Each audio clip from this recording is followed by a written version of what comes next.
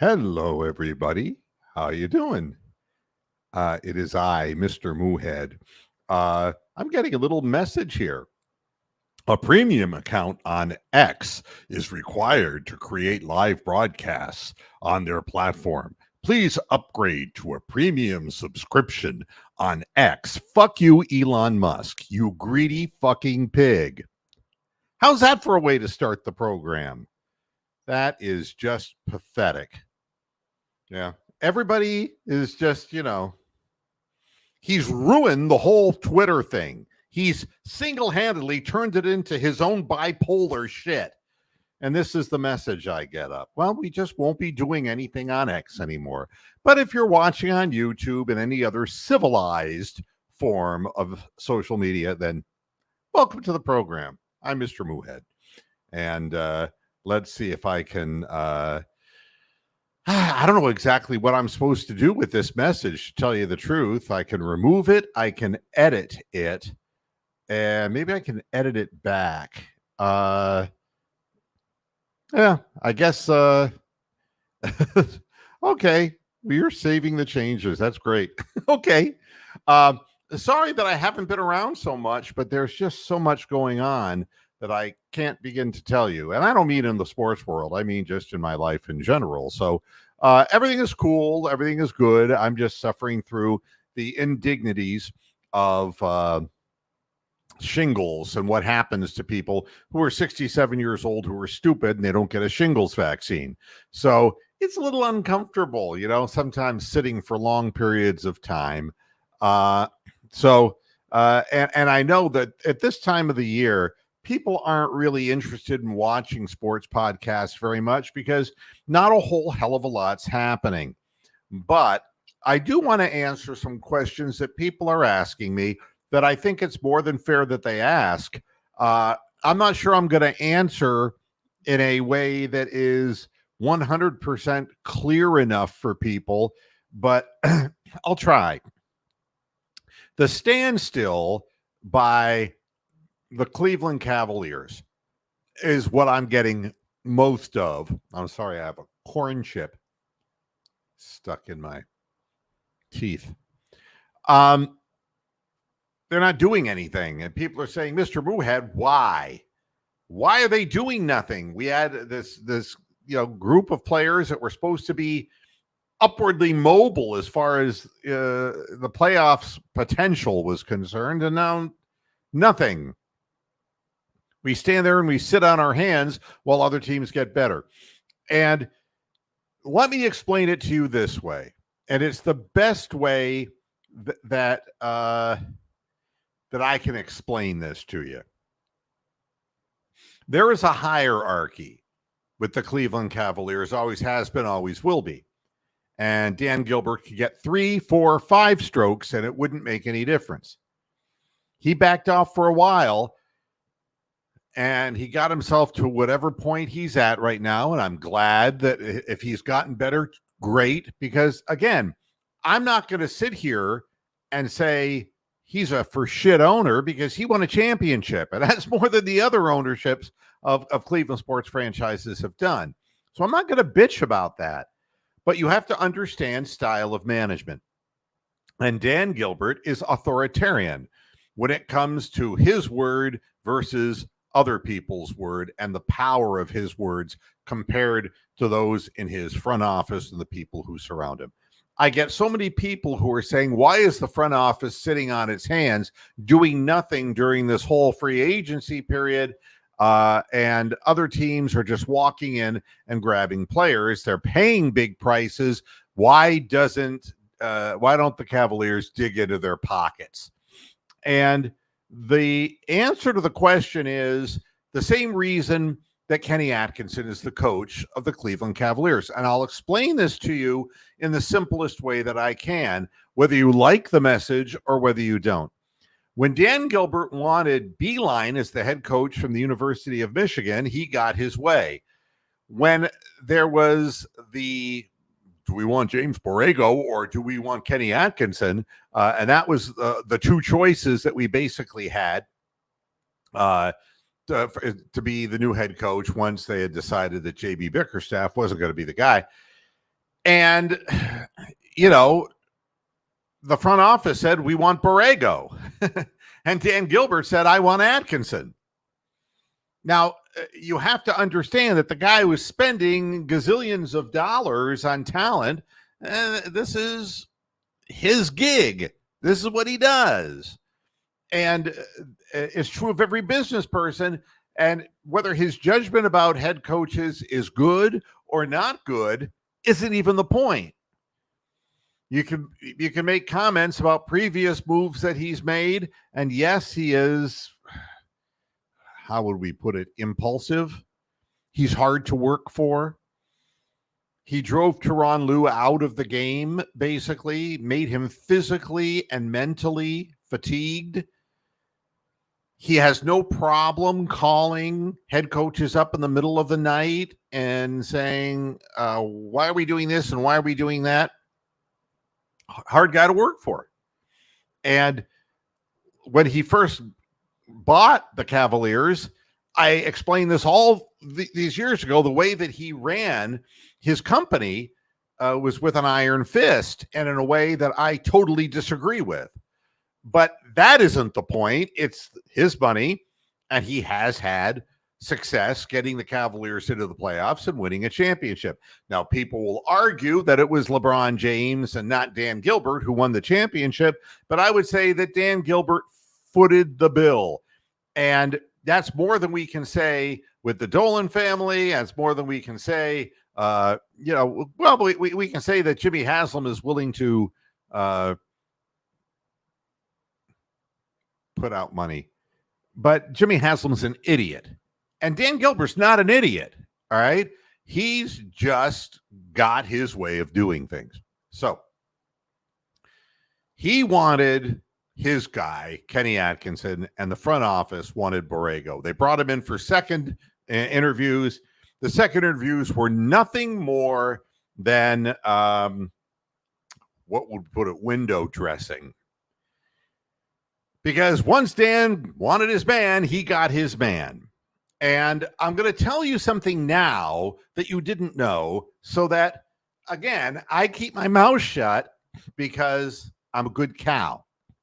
When it comes to being professional about what I do, on the air, I can be vulgar and all kinds of things. But in my personal transactions with people, it's no different than when I was in business. I'm not a cow anymore. I'm me, Mark, and I do things a certain way, and I do not precipitate things. I do not break promises to people.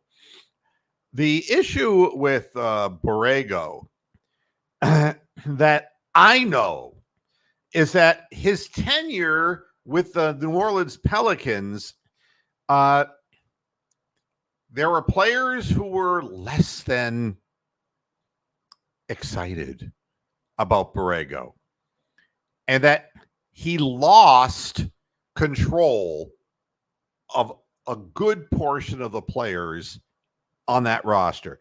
Very tough situation because Zion Williamson, their alleged star, is lazy and he doesn't take good care of himself and he's injured all the time. It's a very similar thing to when a team said, okay, we're going to rely on Kyrie Irving, just broke his hand. You can't rely on Kyrie Irving because he's a knucklehead, all right? Zion Williams is a knucklehead. There are players who are just like that. They may be talented, they may be gifted, but they find a way to do whatever it is their way, and it isn't what's best for the organization. And when you have a guy who is the perceived best player on the team or leader of the team who is wayward in that kind of way, it becomes difficult. It becomes very difficult to coach men when they're following the wrong example. And to be honest with you, Borrego never impressed me one way or the other. I didn't find him to be a great mastermind coach, but the fact that he lost the locker room in New Orleans, that's not the guy to bring in to the Cleveland Cavaliers right now because the Cavaliers have problems. And the biggest problem they have is a team that's looking at Jared Allen saying, we don't want him here. You have to understand, these guys go into the foxhole together to fight a war. You may think what you want to think about Darius Garland, but he got bitch slapped around, beaten up, had his jaw broken, lost 10 pounds. He went through a personal crisis, and he still kept trying to come back and play, and you could see he was not the full Darius Garland. He wasn't 100%, but he went out and played. He tried, which is more than we can say 2 years in a row for the not so amazing Jared Allen, the nice guy of the team, the guy who was the biggest believer in JB Bickerstaff, who in the end let everybody down by just not performing, and in the next year refusing to even try to play. We've got Bronk in here. Hey, Bronk, what's going on? Mo. I don't want to interrupt whatever train of thought you're on, so I just jumped in. I've been away, so all right, carry on. But I do have something I want to say when you're done. All right. So again, we have a situation where we can't afford to have a coach who's going to lose the locker room, because the locker room was lost last year. What you saw in Cleveland in the playoffs was a team that stopped giving a flying fuck because all of the guys were not on the same page. And when that happens, when you have agents of players arguing with the head coach of the team, you know, the thing that bothered me, and I guess when they said, oh, you know, in the middle of last season, they were this close to firing JB Bickerstaff. If you're that close, you just do it. If you see that there's that kind of a problem, you pull the trigger, because once you lose a group of guys, you've lost them. And there is no time in the middle of a season to work on different things. You're playing so many games in short order. There's so little rest period. It isn't like you can just go out and start practicing new things. You're going to do what you're going to do, and that's it. Wow. So they should have fired JB Bickerstaff quite a while back, but they allowed problems to fester inside the locker room by keeping him around, and his unwillingness to play certain players, his unwillingness to do what was in the best interest of the team, but only what was in his own best interest, overplaying players' minutes, crippling his own team. JB Bickerstaff can go to fucking hell as far as I'm concerned. Now, do I know him? Like I've said a million times, he might be a great guy, but the fact is he's not a team player. He's a self guy. He's a guy who thinks about himself, not about what he's doing to others. Tom Thibodeau's the same guy.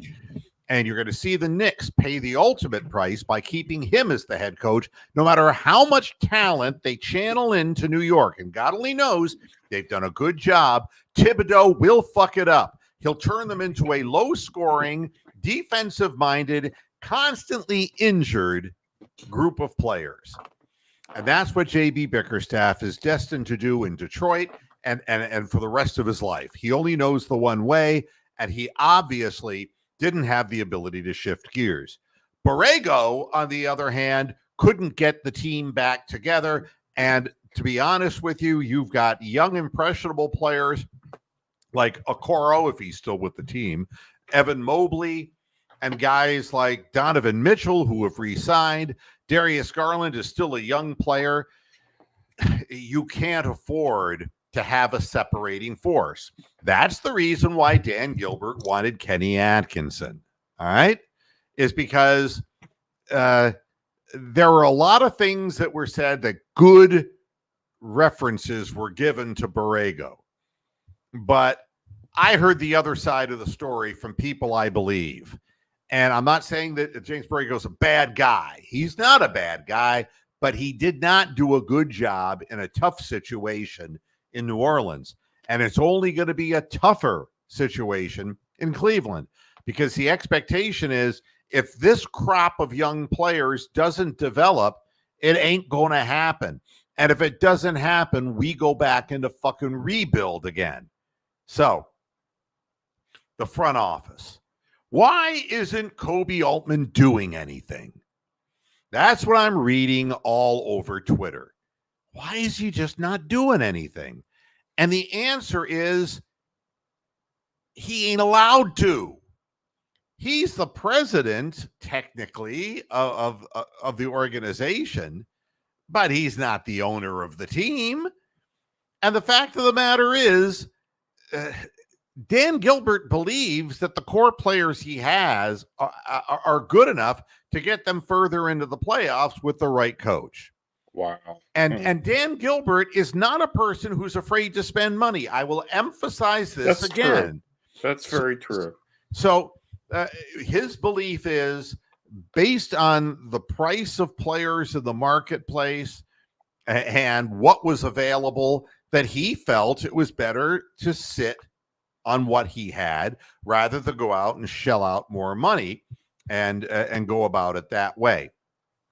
With that said, the whole Kobe Altman story is that he is an employee.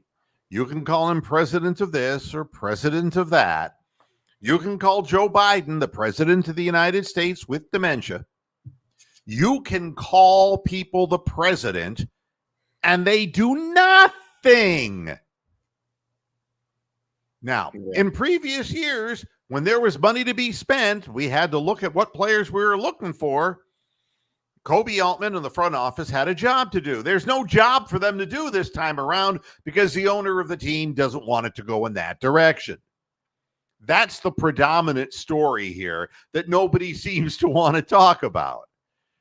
The other part of the story is that the Cavaliers feel that it is better to work with what we have in a pepped up system and a better attitude locker room and get into the playoffs and get a little bit further and maybe get a little stronger as we get into the playoffs instead of going in weaker because we have a head coach who's obviously overworking players and is not playing other people. I mean, if I personally, and I was Kobe Altman for people, I managed radio stations, and I would start initiatives and get shot down by ownership because it was something that ownership didn't want to do.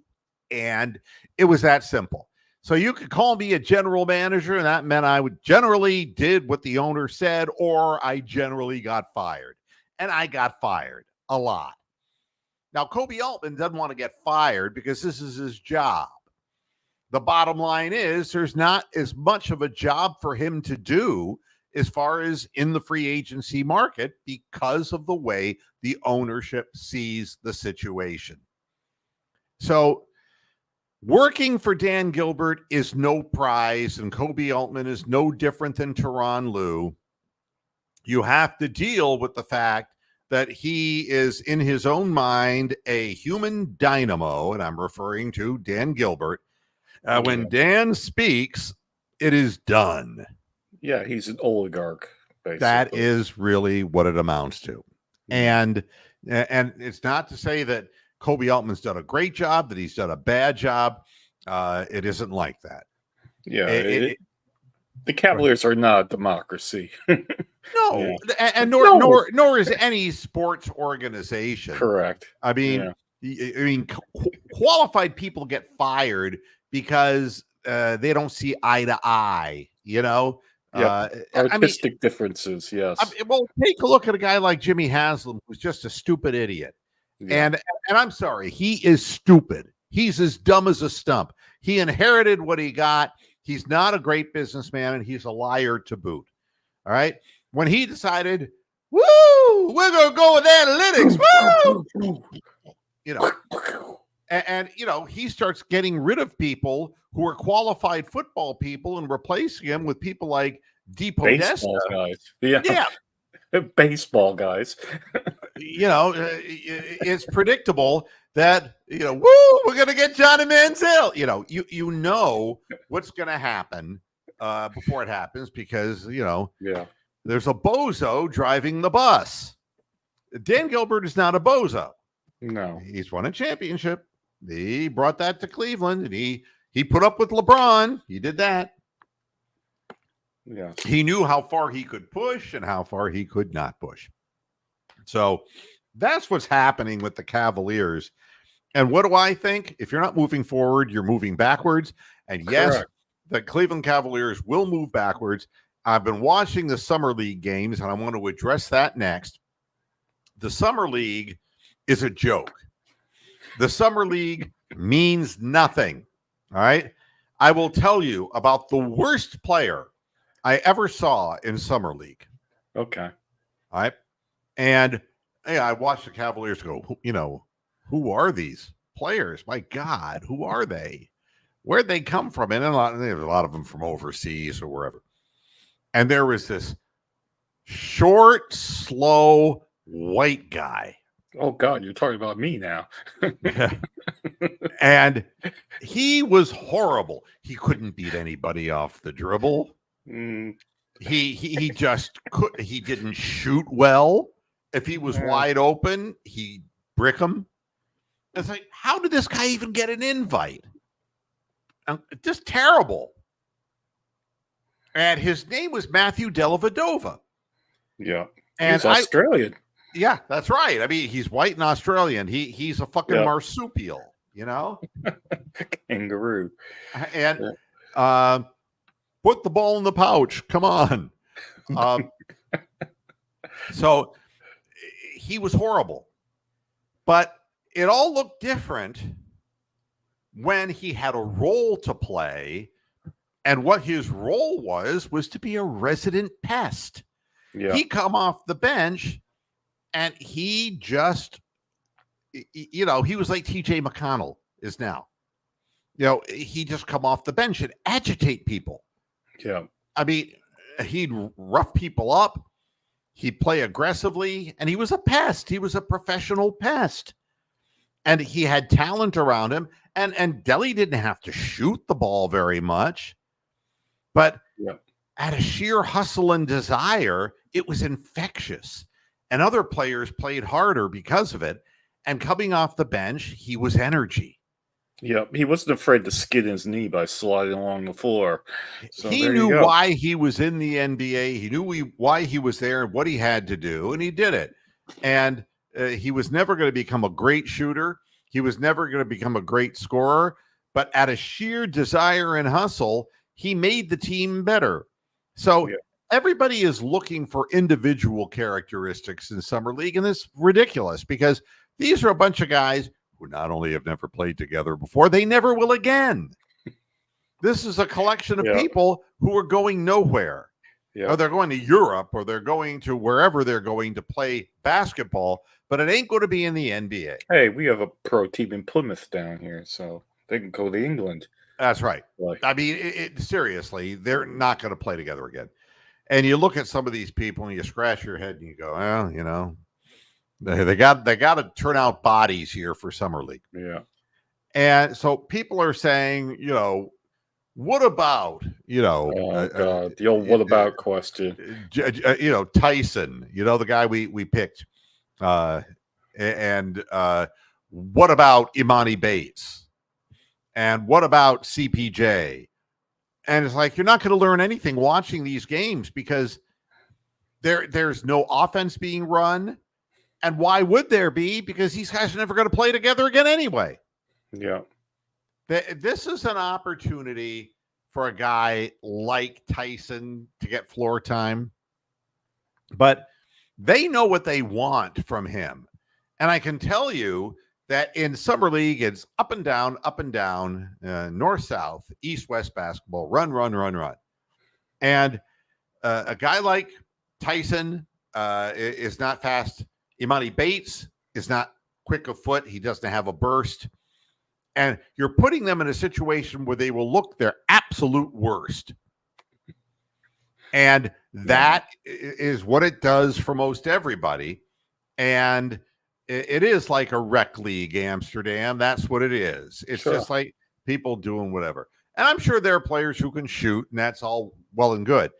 When you get up to the NBA level, what is it that a guy like Tyson, what are they looking for out of him? And think of Marcus Morris last year, who never got to play because of idiot Bickerstaff, right? Yeah. And you saw what he could do. And he's 35 years old. He could hit an open wing three. Yeah. He could create some separation and get a shot. And he played serviceable team defense. He wasn't a stopper, nor was he expected to play major minutes. But while he was on the floor, you never had a big negative because he could score points. Instead, go ahead. He wasn't intimidated either. He was more of an intimidating presence as opposed to being intimidated. That's right. And that's why they brought him in too, because he was kind of a tough guy. Guy, yeah. And of course, after watching Jared Allen, they definitely needed a tough guy. Yeah, because we had way too many pussies out on the floor on various occasions. Yeah, and the fact of the matter is JB refused to play him. And by the time it was too late, the guy was threw in like 25, 27 points in a game. And you can see that he can still shoot the ball. He had enough legs to still shoot threes. And, but the coach wouldn't use that player because he didn't like that player because the player had a big mouth. Yeah. And JB didn't like to get spoken back to because JB's head is this fucking big. So that's what you wind up with. Now, so what do they want from a guy like Tyson? A little of this and a little of that. Play team defense, all right? Rebound. Use your body and rebound. If you're on the wing, hit the open shot. Donovan Mitchell and Darius Garland are going to control the ball a vast percentage of the time, folks. We hope so, yeah. Well, I mean, the only thing I want to see is for Darius Garland, when he brings the ball to the floor, to initiate the offense faster. Instead of letting 7-8 seconds tick off the clock before you go into your play set, speed it up a little bit. But when Donovan Mitchell has the ball, two people have to be accountable for him. It's a fact.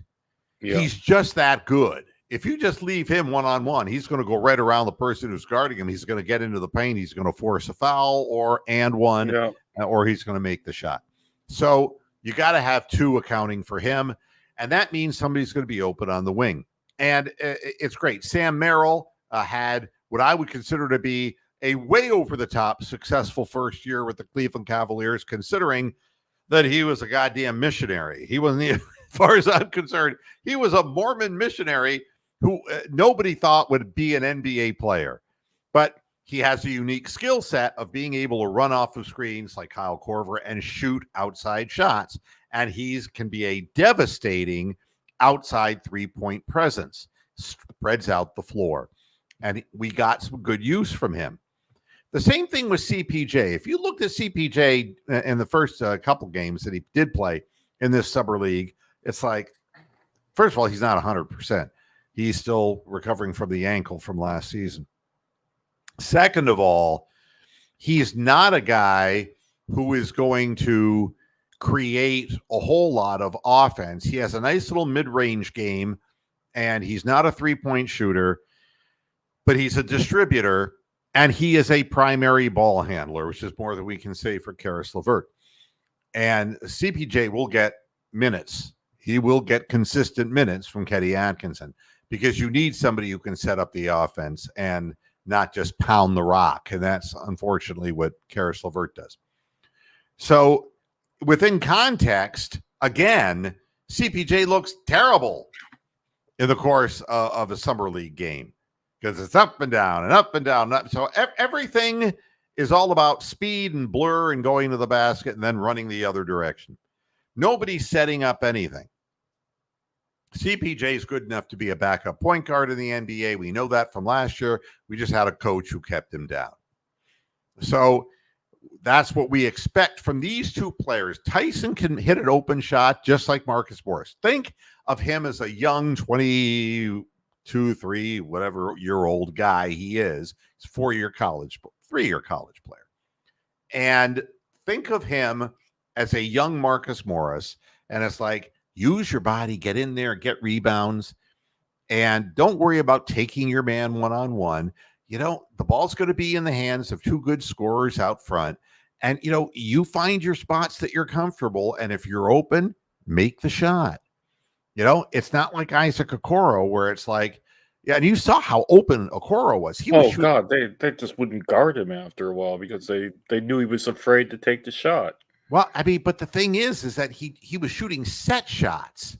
Yeah. The guys from the 50s, Bob It was Cousy. like Nate Auerbach, Red Auerbach or whatever. Yeah, that red on round ball. Yeah. Yeah. Yeah. I mean, anyone can shoot a set shot. I can shoot a fucking set shot. So we've seen video of that. Yeah, that's right. I mean, but it is a whole different ball game when there's a guy on you.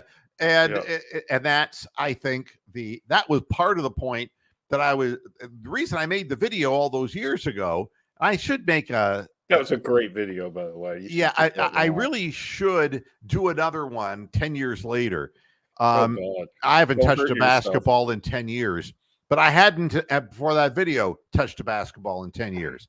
The fact of the matter is, what my comment is that there was no excuse not to be a good free throw shooter. Correct. That's how it all started. Absolutely. And it's like, and I was talking about LeBron James. I said, if you're as good a player as LeBron James, you can't tell me that you can't be a better free throw shooter. And I was looking at a roster of players and they were missing too many free throws. And it's like, God damn it. This is the first time I've held a basketball and I'm going to step up there. And I stepped up and I shot better than 70%.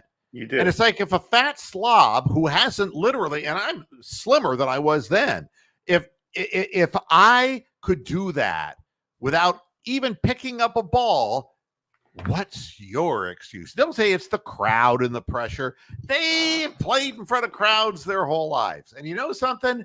Put me in a crowded building at the free throw line and I'll make 70+% of them, because that's just mechanical repetition. Exactly. Now, yeah, and you were having it filmed and you were going to show it, so that's still pressure anyway, because we would have fucking take the piss out of you if you were horrible. There was no editing. Exactly. There was just me and a fucking camera. That's all there was. You and the camera, and you did it. You could see me walking after the ball, picking it up, going back behind the free throw line or going back behind the 3-point line, because then I started saying there's no reason why, if you're wide open on the three, if you're somebody who is just standing there like Isaac player, you should make that shot. You should make that shot without, I mean, you sit there, they run these videos of Evan Mobley shooting 3-point shots in practice. Nobody's guarding him, and he's just making one after another. It's like, yes, I know that's what you were doing, Right. I mean, so if a fat guy could do it, I'm sure Evan Mobley can do it. But the reality is in a game, in a critical moment, you have the confidence to take that shot. And if nobody is within 3 feet of you, that position is what will be open and available to a guy like Tyson. They're not going to guard him until he proves he can knock down that shot. And unfortunately, Isaac Okoro never proved he could knock down that shot. Correct. So, that's what it is. Right. Hey, do I have a chance to take the show into an unusual place? Yeah, go ahead. Right. Now, I believe the last time you were on was quite a few days ago, and you had this hedgehog that Topaz was marble. Can you show him again? The hedgehog. Now, this hedgehog, I'm going to make the argument that hedgehog is you know where I'm going with this. That hedgehog is more powerful than the BCOD when you consider all of the people and celebrities, Bob Newhart, Lou Dobbs, Kobe Bryant's father, Shannon Doherty, Dr. Ruth, the guy from Hill Street Blues, and I'm sure there's other people I'm missing. That is just unbelievable carnage from this hedgehog that even the BCOD could never come close to having. So that is the hedgehog of doom. So no wonder Topaz tried to kill it. So good luck on Topaz. But he's eternal. This one's eternal. Oh my god! I mean, apparently a presidential candidate got shot as well. So, there you go. I mean, the hedgehog of doom. I think we Yeah. need to give him a name. You named all those names, and it was awfully It was strange. unbelievable. It was worse than the BCOD ever did. Well, in this one- has been one last. period. I mean, you had Richard Simmons kicking the bucket. I mean, Dr. Ruth. I mean, Dr. she was going to live forever. Can I tell you my favorite Dr. Ruth story? I think you probably have, but probably the younger viewers may not know. Right. she used to have a little television show. It was like a little cable show, right? And people would ask questions. And the question, was guy was dating a girl. He really liked her. But when it was time for intimacy, she just didn't smell good. Okay? That's the... Okay. I know where this is going. Yeah. So, what should I do? So,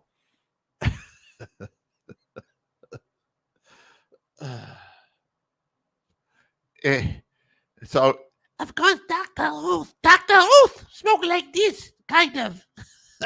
She did. Hello, this is Dr. Ruth. She's like Timmy Bartholow, only older and Jewish sounding. Yes. And she's like, what you need to do? Bit of Manny Acta as well. Yeah.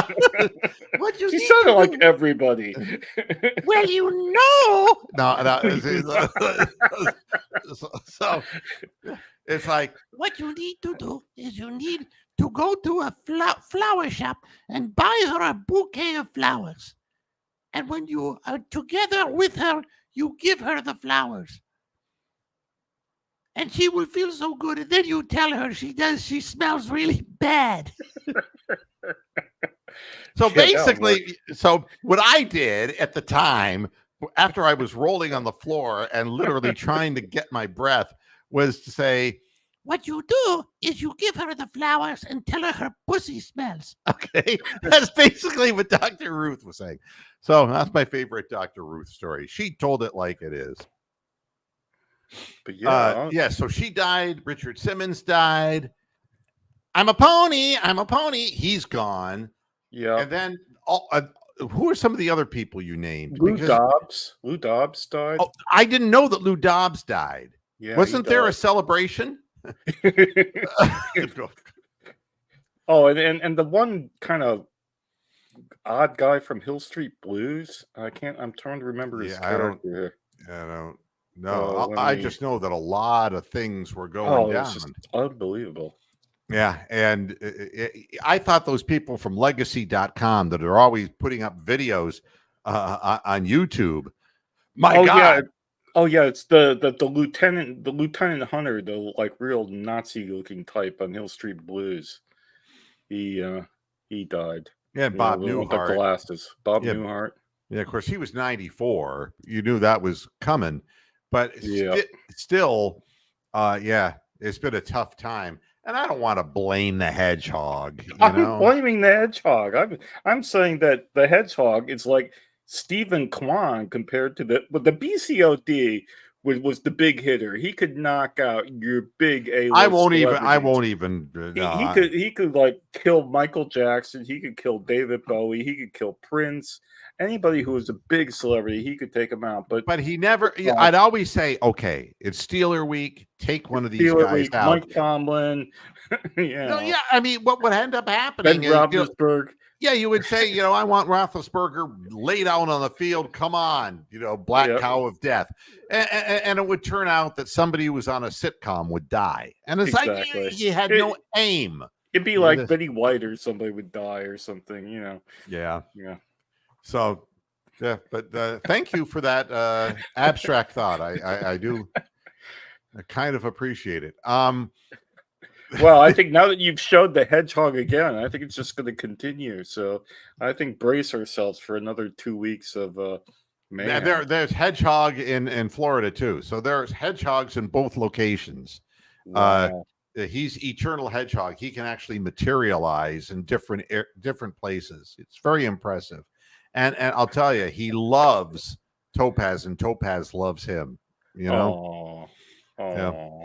You're just all lucky that I'm not playing more of the music that I shared in the last show. Oh, I got all teary when the time for bellies for belly time for Topaz. Well, that's a nice, yeah, but. Maybe on the next program I'll share some of the horrible things that I'm writing, and I mean, don't fuck with the postman was bad enough. That was pretty horrendous. Yeah, yes, horrendous is a good word. Horrendous is a good word. Oh God Almighty! Well, but I'm almost but I wrote something for one of my former morning guys from Flint, Michigan, and a fellow name, his air name was Scott Shannon. I'm not going to use his real name over the air because I don't have permission, but a real good guy. And he's been fighting cancer now for like 7 years. And I swear it's almost killed him 3 times. And wow. I love the guy. He was just he just was a lot of fun. Always one of the funniest people I'd ever been around. So I made sure that I wrote something for him. So I'll get his permission to play it because it was just for him based on an expression that he used to use. So we'll do that next time. My favorite thing that you ever played was that fake Chrysler dealership ad from the guys that we're having hookers and yeah. I think I've got that saved on a real rickety MP3 file somewhere. But some of the things you should play that out for the younger viewers. Well, the thing that's funny about it is these were the types of things that we ran on the radio station. Correct. They were like in a little cassette, and you just ram them into the board and play them like a little 8-track. Yeah, and I'll tell you, this is what I did for a living, and I haven't changed. I'm 67 years old, and I'm still just as silly as I was then. But it was worth it because he was dying laughing when he heard the thing. So it hit its target, and that's the important thing. If you can make somebody laugh, because there's nothing to be taken seriously about me as a songwriter. That is for certain. It's the content that counts. You've all seen the video of Nick Chubb lifting 540 pounds. I have. I mean, what are your thoughts on that? I think that he is working his ass off to get back. They're putting him on a status here for the training camp next week. He's on a list, and basically what it amounts to is he's not going to be training with the rest of the team, but he's going to be there. And I think that it's a way of showing the work ethic that he's gotten to where he has gotten to after this wipeout of an injury. Yeah. And so that people on that team, young players especially, can see the kind of work ethic that it requires to become supremely good in the NFL. Yeah, well, absolutely. Lead by example and all that good old shit. Absolutely. I think that's a great idea. They're saying that he's most likely going to be on the physically unable to perform list before the start of the season. Week 1 is not something that God, no. But something, it is an interim goal. It gets him fired up and inspired. And if you saw him when he, came out before the what was it, the Steelers game, that he came out with the guitar and he crashed, smashed the guitar, and how hard a time he had even walking. And you look at him now, it's incredible that well, that's just hours and hours and hours of not only of work but diet and discipline and all that good shit that makes good human beings. It's a reason why he's such a good player. And it's overlooked. I mean, people love talent, but talent isn't nearly enough when you're playing at an elite level of anything. Correct. And it takes drive, ambition, and it takes a never-ending spirit to get it done. And Nick Chubb is the perfect example of that. And nothing would be better for the players, for the Browns, to see. He is the antithesis of Jared Allen, you see. Correct. I mean, nothing's going to keep him down. And when the team sees that, I think it'll be a wonderful thing. The Guardians are back. Tanner Bybee will be pitching tonight. They're playing San Diego in Cleveland, and I mean, how many times have I said, why don't they just ditch interleague play? Does anybody really give a shit about San Diego or the Miami Marlins or as it is, the National League? An incredible percentage of the games are going to be played within the AL Central. We're going to be playing the Twins, the Tigers, the White Sox. That's how it should be. That's how it was back in the old days. And that's the way it will be. Yeah. And it's imperative that the Guardians actually come out fast here. They have some home games before they hit the road, and all these games lined up against, and it's not just the Twins, it's the Royals as well, who are still on the outside looking in, but have the ability to make a move. And the Twins were unbeatable just about. I mean, their record was tremendous before the All-Star break. Maybe that will cool them off a little bit. But the Guardians need to regain some of the swagger that they had and composure. And we got to figure out how to hit off-speed pitches because it really has stifled this group of hitters. And it works. It fucks your head up, The game tonight, if you're wondering, is going to be on Apple TV. All right. Yeah, the one I remember the last time you were on, I said, I'm going to watch it because I'm going to have a feed with Dwayne Stan on. It ended up being an Apple TV game. I was so disappointed. But I can't even. You know what? I can't view the games tonight because the UK bookmakers that stream those games, like if you bet £1 on them and you get the stream, you get the generic stream, they're down because of that cloud share. Yeah, cloud stream or whatever it's cloud fair, whatever it's called. I don't know what it is, but huge. They're down. They're down. So I can't see the game tonight anyway. So. Yeah, and but it's a very important game to get off on the right foot. So we will see what happens there. There are other things that I'll just go over briefly. It took 2 rounds for Tiger Woods to go 14 over and miss the cut again. Wow. This time at the Open, but overseas. And it's not overseas. Not for me, anyway. In Troon, Scotland. Yeah. And unbelievable. 14 over after 36 holes. I mean, it's mind-boggling.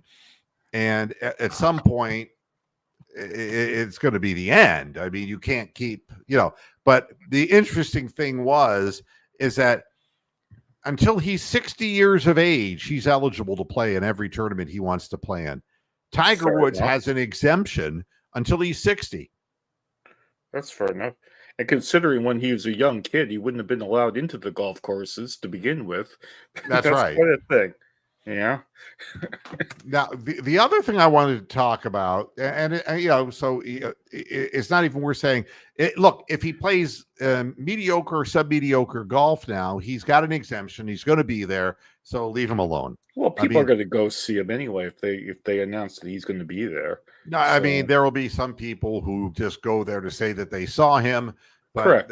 But, there's a whole generation of players who don't know who in the fuck he is, or if they do, it's a historical thing and it's not a threat to them today. And the other people who were there when he was at his best don't feel sorry for him. Oh, no, not at all. He kicked their ass all those years. So, if you're wondering what Lamar Jackson does during the offseason, Browns fans, what does he do? what he does is he thinks about more ways to make money. And did I mention that he thinks about making money and then being a billionaire? He thinks about that. Yeah. And he loses weight so he can make fancier runs. And now he is disputing a trademark bid for the number 8 that Troy Aikman is doing. Has a business because his number was 8, and Lamar Jackson is disputing his right to be able to utilize that as far as a patent or trademark. And it's so interesting. It's like, really, 8. You think that you can, and anything can be patented, I suppose. Anything can be trademarked, I should say. And well, they're not even the most famous person who ever wore number 8. I would definitely say Kobe Bryant was a bit more famous. Absolutely. And, and it's just foolishness. It's totally. Carl Yastrzemski for.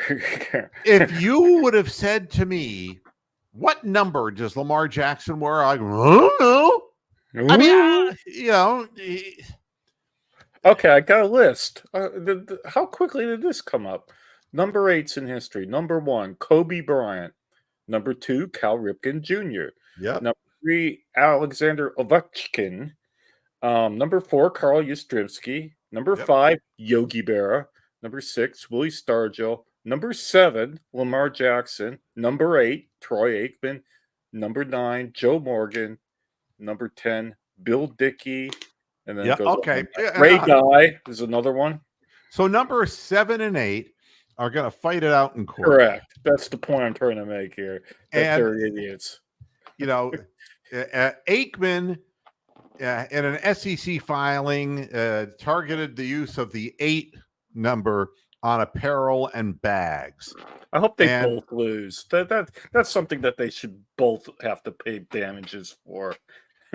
Meanwhile, Jackson has applied for trademarks on multiple usages of the number 8, including ERA, ERA 8 by Lamar Jackson, ERA 8, You Ate Yet, and a logo and a logo of a stylized wild dog over a shield with 2018 ERA 8 by Lamar Jackson 2018 around the dog.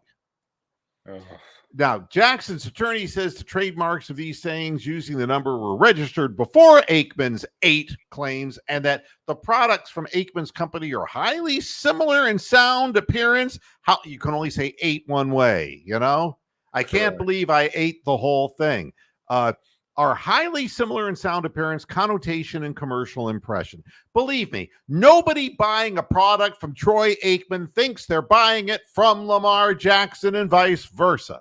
Correct. Right? You can say that. And also another thing that I'm sure you're aware of, but maybe not all your listeners are, is that the number 8 is in Asia, in China. Number 8 is good luck. And that's very big. Hasn't been for Lamar Jackson. That's big for the gambling community. And if you recall, about 20 some years ago, Nick Leeson, a trader for Barings Brothers Bank, broke nearly the entire economy by having a fake error account that was numbered 88888 in his Singapore office. Wow. So yes, so the number 8 has a lot of significance in astrology and numerology, Gary the Numbers guy, and China and all that shit. So they should just throw this thing out of court and tell them to both go fuck themselves. Yeah, but there's always another way of making money, I guess. But I guess what it comes down to is Troy Aikman's a guy who used to play for Dallas, who's on TV doing sports commentating now as far as color commentary. And Lamar Jackson is a guy who currently plays quarterback who hasn't won a Super Bowl. So I really don't care. They're going to make money the way they're going to make money. God bless them. That's their right to do things in a business sense. But, Aikman had a really great team around him. And the Ravens have a really great defense that keeps Lamar Jackson in every game that he's in. but he has not proven to be a steady point generator as a quarterback or a successful downfield thrower. So maybe he should work a little bit more on that, like Nick Chubb works on himself. Could you imagine if he had the work ethic of Nick Chubb, how good he'd be? Oh, no, I can't imagine that. Yeah. So, because he'd be like LeBron-esque, but in an NFL sense. and speaking of the Ravens, they've signed former Bears safety Eddie Jackson, who is a 2-time Pro Bowler. Oh, that's the other thing. A couple of NFL guys died this past week or two. Well, that shouldn't be a surprise. Yeah, they're not real like celebrity NFL guys. Jacoby Jones? There were a couple of them. I don't know. I just sidetracked the program, but yeah, okay. But I mean, the Ravens have signed Eddie Jackson. Eddie Jackson is a guy who was selected in 2017. He played his whole career with Chicago. Yep. Jacoby Jones is definitely one of them. Yes. Vontae Davis. Oh, really? Yep. That was a couple months ago. Do they ever say what these people die of? Because with Jacoby Jones, there was no cause of death. Oh, right. So he's really still alive then, I guess. There's yeah. I mean, but again, the safety they're signing here is 30 years old, but has been season shortened the last 3 years because of a bad foot. And they're hoping to get some plays out of this guy because he's a veteran. And because there are questions that the Ravens might be a little weaker in their secondary than they have been historically. So that's what's happening with the Ravens. And then this final word that the Bears, they've made the decision that, they're coming up with a preseason plan for Caleb Williams, their number 1 pick. And they're going to have to go very careful because everybody wants to injure everybody in the NFL. Yeah. So, what do you do with a guy who's never played at the professional level? You have an opportunity to give him a chance, but they're meaningless games, much like the summer league. I mean, you saw that, DTR, he's like, wow, hey, that guy looks great. He looks great. He looks great. You need to do it in the Dwayne Stat voice. That's the ideal one. Hey. In all seriousness, he's going to be playing against a bunch of people who are desperately trying to make a roster and will do anything to get on that roster and prove their aggression. And so you can't really expose him to too much of that. But you saw what happened with Justin Fields when they put him out on the field as a rookie. Yeah, it just overwhelmed him. Yeah, and the same thing happened to DTR when he got out in the regular season. It's like, holy shit, these guys are moving full speed. They're trying to kill me. Help me, Popeye, help me. No, you're out there on your own. So that's what you get here. And I don't know. What's the balance? One hit, one situation, and you could be out. And that's the end of your career. So, I got a full hour in, so no bitching to a cow. And I will be back again either Monday or Friday, depending if anything really happens or not. And I thank you, Bronk, for coming on the air. And the hedgehog of doom. Yeah, yep. And there's actually another hedgehog in the house, and I'll bring him in too next time. Oh, maybe the hedgehog of hope. Well, he's bigger. He's bigger. He has something. You see, Topaz has a receptive snout. He gets updates via his snout. Right. And it's so like the internet. And he is. It enables him to do certain things once there's a general snout update, right. And it's called direct snout, and it goes right. He doesn't even know when the updates are coming, and all of a sudden he has a new skill. You see that he's able to do, and the same thing is true with the hedgehog has his own snout updater, but it has given him a recent thing. He's a shapeshifter now. Wow. And so what you get is sometimes he's a smaller hedgehog and sometimes he's a bigger hedgehog. Wow. You know? That's pretty dramatic. So there's that. There's all that. Should I play this song before I go off the air? Probably not. Save it. Save your best stuff. But make people Who said it was the best? Okay, yeah. I'll save it for the next time. save it for the next slow program. There's going to be many There's more. going to be many more. Yeah. All right, everybody. Thanks a lot for tuning into this edition of Moohead Radio. Thanks, Bronk, and we will see you all later. Until then, hasta la vista, Pasture Heads. Good night.